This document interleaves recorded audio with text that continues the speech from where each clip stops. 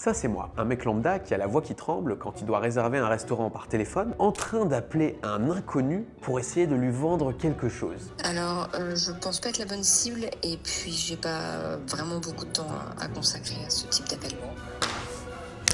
Entouré de vendeurs professionnels qui m'observent. Et je vous le dis tout de suite, je me chie dessus. Parce qu'en France, on n'a jamais appris à vendre. En France, on n'apprend pas à vendre. Et si tu regardes, en fait, toutes les cultures qui ont été bonnes commerçantes, elles ont été chassées du pays, tu vois. Il y a toujours eu une culture très contre l'argent, tu vois. Et même encore aujourd'hui, tu vois, c'est les riches sont les méchants, tu vois. Autant aux US, à 15 ans, ils ont déjà vendu leur première start-up 20 millions, autant nous, on flippe déjà quand il faut demander 200 balles à notre pote pour rembourser le Airbnb des vacances. Alors, appeler un inconnu pour lui vendre quelque chose. Le truc, c'est qu'avant, moi, j'étais ingénieur. J'avais la petite paye qui tombait tous les mois. J'étais bien. Mais depuis que j'ai décidé de me lancer, de poursuivre mon rêve, de créer mon studio de production vidéo, c'est plus la même. Et si j'apprends pas à vendre, je vais devoir manger des pâtes tous les jours. Et c'est ça la réalité de poursuivre ses rêves, dont personne ne parle. Et j'ai pas envie de ça. Et vous non plus. Alors va falloir apprendre. Le truc, c'est qu'en France, quand on dit vente, on pense tout de suite au loup de Wall Street. Donc l'image numéro 1 du vendeur, elle est quand même pas bonne. On a tendance à voir le vendeur comme un vendeur SFR, tu vois, celui qui vend des box, il t'appelle et qui prospecte. Ou alors celui qui pue le aftershave et le cassoulet, qui arrive avec sa mallette et qui va essayer de te vendre des contrats d'assurance, tu vois. Donc ça, on a un peu cette image un peu merdique du commercial. Tu l'as l'image? Alors qu'en fait, c'est pas ça un vendeur, tu vois.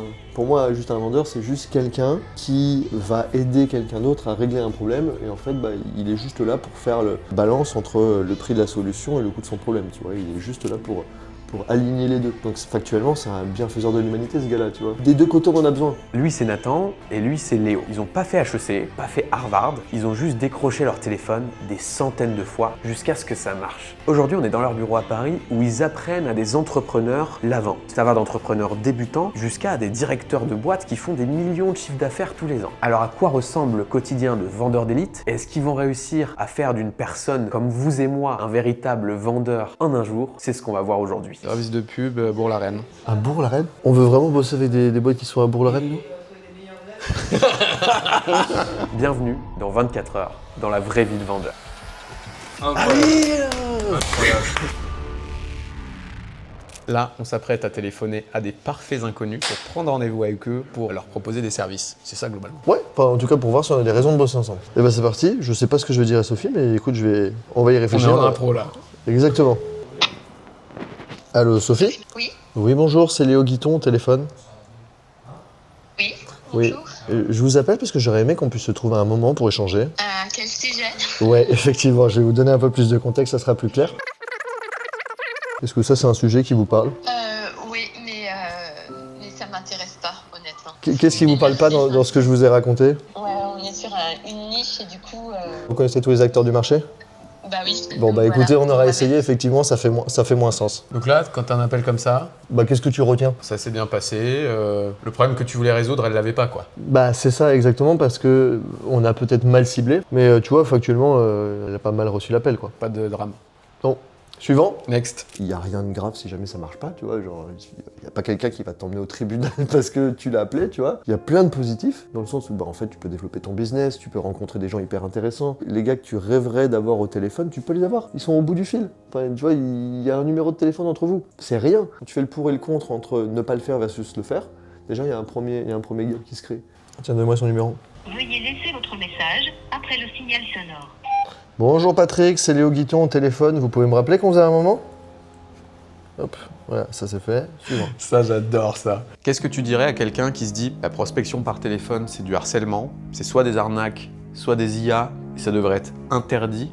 En fait, si tu vendais des box SFR, si tu vendais de la merde, tu déranges les gens, vraiment. Parce qu'en fait, il n'y a aucun travail de segmentation. Tu arrives pour leur vendre un truc, tu sais qu'ils n'en ont pas besoin. Segmentation, c'est-à-dire que t'appelles au hasard tout le monde. Ouais, voilà, tu tapes dans le tas, on verra bien ce que ça donne. Si tu fais ça, ouais, c'est sûr, ça va, c'est du harcèlement, ne le fais pas. Par contre, si au contraire, tu prends le temps de regarder exactement les personnes que tu appelles, pourquoi tu les appelles, parce qu'en fait, toi, tu t'es rendu compte qu'il y avait une problématique que les gens que tu vas appeler ne comprennent pas, ne voient pas, et que ça leur coûte de l'oseille, en fait, quand tu les appelles, tu as une bonne posture, tu vois.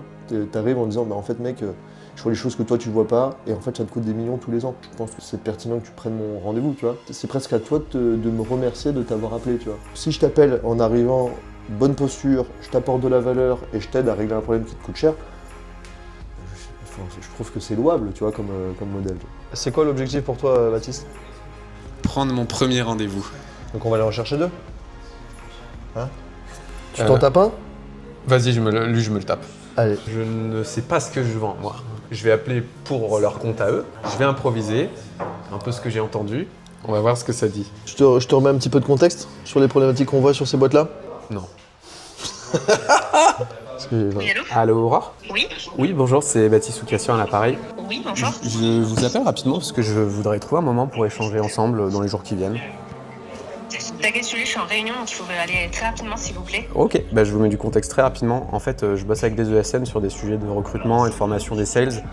On s'aperçoit que le plus dur des fois, c'est même pas de les recruter, c'est de les garder, de les faire performer. Et l'idée, c'était juste de voir si c'est un sujet qui Non, vous pas parle. du tout. Ça va nous intéresser. Dans ce cas, je vous Merci laisse à votre beaucoup. réunion. Courage. Merci. Merci, au Bonne revoir. journée. Je pense que dans un autre contexte, elle leur aurait dit oui. Tu penses? Bah là, elle était en réunion, elle était un peu... c'est pas grave. Moi, je vais aller en chercher, 3. Pour pouvoir atteindre ses objectifs, il faudra faire combien d'appels? 30? Ouais, on peut se dire au moins 30. Moi, je pense que les 3, je peux aller me les taper dans les 20. Ouais, 20. Ce qui fait la différence, c'est l'entraînement. Dans n'importe quelle pratique, ce qui fait gagner, c'est l'entraînement. Allô, Cyril? Oui. Oui, bonjour, c'est Léo Guiton au téléphone. Bonjour. Écoutez, voilà, je vous appelle parce que j'aurais aimé qu'on puisse se trouver un moment pour échanger. Quel sujet? Ouais, effectivement, je vous donne un peu plus de contexte, ça sera plus clair. En fait, pour faire simple, j'ai l'habitude de bosser avec des directeurs commerciaux sur leur sujet de vente et donc principalement sur la formation de leurs commerciaux. Et donc, je voulais savoir si déjà c'était un sujet qui vous parlait. Oui, toujours. Ouais, je me doute. Ouais. En fait, je vous en dis un peu plus. Ce qu'on voit, c'est que le recrutement des commerciaux, c'est un premier sujet qui est pas forcément évident. Et le deuxième, c'est la montée en compétence de ses collaborateurs pour obtenir la meilleure performance possible. Mettre en place tout ça, ça prend du temps, c'est risqué. Et donc, justement, je voulais voir avec vous si c'était un sujet qui vous parlait et de voir si on pouvait se trouver un moment justement pour échanger sur le sujet. Alors, oui, c'est un sujet, mais c'est pas un sujet du moment. C'est plutôt un sujet, globalement, s'il y a un truc à faire, ce sera plutôt sur H2. Donc, Ouais. on peut se rappeler à cet horizon-là plutôt. Ce que j'allais vous proposer, moi dans un premier temps, je ne sais pas si je peux vous proposer réellement quelque chose et si on peut bosser ensemble. L'idée c'était plutôt déjà de se rencontrer, voir si effectivement il y a des choses à faire sur H2. Dans le meilleur des cas, on se rend compte qu'il y a des trucs à faire et on programmera pour H2. Et dans le pire des cas, on aura une bonne conversation sur le sujet. Alors, dans les 15 jours, 15 et demi prochains jours, on se prend un créneau 30 minutes pour discuter. Ok? 9h lundi, écoutez, on peut débloquer ça. Merci Cyril, bonne journée. Au revoir. Au revoir. Le master a parlé. Et maintenant, Je suis sous le choc. En fait, si t'as pas la bonne méthode, évidemment que tu vas te prendre des bâches. Une fois que t'as la méthode, que t'as compris qu'en fait t'avais tout intérêt à le faire, et qu'il y a quelqu'un qui te met la petite tape dans le dos pour te dire mec, allez vas-y, on le fait ensemble, t'inquiète, il y a 17 personnes qui font exactement la même chose que toi, tu vois, il y en a aucun qui est mort, chaque semaine ils reviennent, donc t'inquiète, on va le faire ensemble, on y va quoi. Des choses qu'on a déjà fait en début d'année, on remettra pas ça. Allô, Nicolas? Bonjour, c'est bien sur la messagerie de Nicolas. Ah ouais, il a l'air adorable. lui. Le double appel. Votre appel a été transféré vers la messagerie. On fait comme ça? Ouais, ok, je comprends. Du coup, vous avez pas de. Je suis en call en parallèle. Je vous remercie. Ah d'accord, ça marche. Bon bonne journée. Au revoir. Bon, comme je me suis fait recaler 2-3 fois en appel, les gars me donnent 2-3 techniques pour mieux y arriver. Alors, on y retourne, c'est l'heure d'envoyer la foudre. Tu vas tomber sur ah bah oui, ça me parle, c'est exactement le sujet du moment. Tac. Allô, Julien? Oui, bonjour. Oui, bonjour Julien, c'est Baptiste Soucassian à l'appareil. Oui, bonjour. Je vous appelle rapidement parce que j'aurais aimé trouver un moment pour échanger dans les jours qui viennent. C'est quel sujet? Ouais, en fait, pour vous mettre un peu de contexte, 16h, 16h30. 16h, 16h30? Ok. Je peux vous demander votre mail avant qu'on se laisse et je vous laisse là-dessus. Merci Julien, bonne journée et bon courage. Au revoir. Putain, ça gère. On vient d'appeler un parfait inconnu et en 60 secondes de prendre un rendez-vous avec lui. Sous le choc. Celui qui sait vendre, il a gagné dans la vie. De toute façon, il peut obtenir tout ce qu'il veut. C'est ça le principe de la vente. C'est d'obtenir ce que tu veux en aidant les gens. À l'école, on a appris que notre diplôme suffirait à avoir du travail, donc il n'y avait pas besoin d'apprendre réellement à vendre. Et peut-être que c'était vrai par le passé, mais ça l'est de moins en moins. Et la réalité, c'est que beaucoup de monde se retrouve aujourd'hui le bec dans l'eau avec un bac+5 et l'impossibilité de trouver du travail. Parce que quand on y réfléchit bien, trouver un job, c'est de la vente. Trouver des clients, c'est de la vente. Trouver l'appartement de ses rêves, c'est de la vente. apprendre à vendre, ça n'a jamais été aussi critique qu'aujourd'hui. Tu pourrais très bien être fermier, tu pourrais très bien faire plein de métiers qui sont des métiers passion. T'es pas obligé de gagner énormément d'argent pour être heureux. Si t'as envie de faire un métier passion, fais-le. Tu sais les concessions qu'il y a avec. Par contre, si tu veux du confort, je dirais que le meilleur moyen de gagner rapidement de l'argent, c'est d'être commercial. Le meilleur moyen d'être très riche, c'est d'être entrepreneur. C'est un peu dire un truc de ouf, mais c'est pas forcément une bonne idée d'entreprendre. Hein. Quand tu commences à entreprendre, faut que tu comprennes que c'est un putain de combat. T'es seul contre toi-même. Si tu décides de le faire, faut le faire à 10 000%. Soit tu montes une boîte et t'apprends à vendre, et en fait, dans 10 ans, si t'as fait correctement les choses, t'es censé avoir une boîte qui tourne bien, fine, c'est bon, t'as débloqué la situation. Soit t'as pas un starter pack qui te permet de le faire, parce qu'en vrai, on va pas se mentir, l'entrepreneuriat, c'est un sport de riches. C'est un sport de gars qui ont de l'argent sur le compte et qui peuvent se permettre pendant 2 ans de pas gagner d'oseille, tu vois. Faut arrêter avec le mythe de tout le monde peut entreprendre, tu vois. Moi je me mets le starter pack parfait.